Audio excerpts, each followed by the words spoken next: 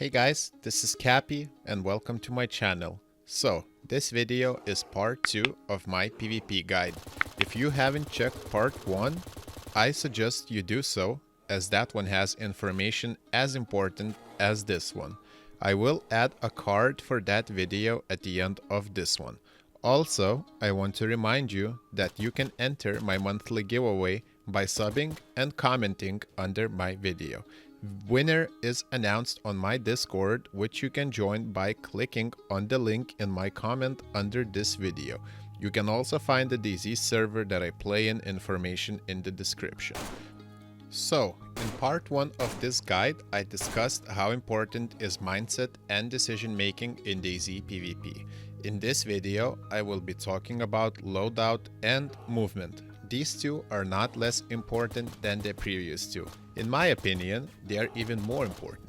If you don't choose your loadout carefully, you'll be overweight, your stamina will suffer, and you will be in a huge disadvantage before the gunfight even begins. And the right movement may prevent you from being hit or even being shot at. And if you move and flank wisely, you'll maintain the advantage over the enemy, and this will keep him guessing. So, let's start with the loadout. Ideally, your loadout should prepare you for both best and worst case. What do I mean? I mean that in the best case, you will kill someone and you'll want to loot them and take their gear. So you want to make sure you have some extra inventory space so you can take their guns and other stuff. If you're running back from a loot run and you have no space left for extra items, killing someone will be somewhat pointless, as you won't even be able to loot them and take their gear. Unless, of course, you have to return fire and defend yourself. Otherwise, you're just gonna put yourself at risk for no potential reward. So that's preparing for the best case. To be prepared for the worst case, you want to make sure you have enough ammo, rags, mags, bandages, and other medical supplies to keep you going even when everything goes south. If you get shot, you want to have that morphine to maintain full running speed, or if your friend goes unconscious, you want to have that EpiPen to bring him back, and so on. This is my personal favorite loadout when I'm going to look for PvP. Primary gun, sniper, M70 Tundra, the rifle that uses the most powerful vanilla DayZ rounds, 308, and M4 as a secondary, the most reliable assault rifle in the game in my opinion. If you don't have a primary sniper, you can use M4 for both, you just have to find and add an ACOG scope to it. So this is the loadout that I'm always aiming for. Medical supplies like blood bag, morphine, enough bandages, medicine from cold and other sickness if possible, and of course extra mags and extra ammunition, as well as additional scopes for both short and long range. Inventory sorting and placement here may look like a mess, but it is actually done like this on purpose and for a very good reason. If you put all your ammo or medical supplies in one piece of clothing, you run a risk of it getting ruined or damaged when you get shot in that spot. For example, if you put all your mags and rounds in your plate carrier pouches and you get hit in that spot couple of times, it is very likely that items inside will get ruined or damaged, and then you are out of extra mags or extra ammunition. If you split that in different parts of clothing like I did here, even if the ones in my pouches will get ruined, I'll still have some in my pants and vice versa.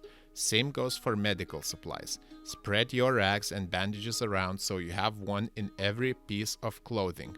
I also always try to keep my backpack empty when I'm looking for PvP, so I can fit 2 or 3 guns in case I get to loot someone.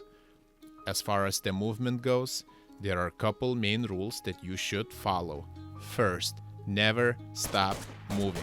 And second is, always change your position after each shot. So, why do I say never stop moving? Because if you are full speed sprinting across someone's path a few hundred meters away, there is a good chance that they won't even initiate a gunfight, as that would put themselves in a huge risk of being killed. Avoid open fields at all costs because that will give enemy a chance of firing few shots, and that will increase the chance of you getting hit by one of them. Also, if you watch any of my other video with PvP, you'll notice that most of the players I kill end up fully stopping at some point, and that's when you should fire your shot. Patience is key. As far as movement when someone is shooting at you, try not to run in a straight line and keep zigzagging left and right, but also do that in an unpredictable pattern, as simple zigzag won't help you that much, as more experienced players know how to counter that. After you shoot someone, you need to decide if you should change your position or not. If you are well covered and hidden, you should be good to stay where you are, as enemy can see you easier when you are running versus when you are staying still.